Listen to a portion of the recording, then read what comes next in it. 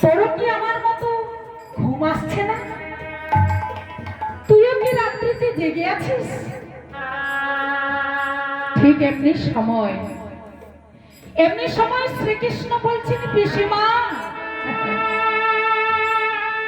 আমি আর ঘুমানোর সময় পেলাম কোথায়? আমার অত সময় কোথায় আমি যে ঘুমাবো? কারণ আজকে তো সারা দিন আমি কাজের মধ্যে ব্যস্ত ছিলাম।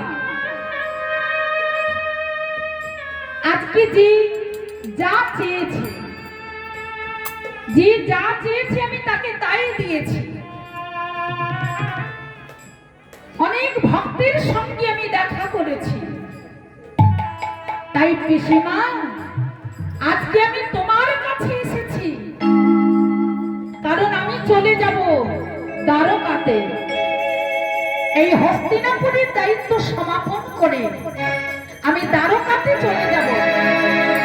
তাই চলে যাওয়ার আগে আমি তোমার কাছে জানতে এসেছি, পিসিমা আজকে তুমি যা চাইবে আমি তোমাকে তাই দেব।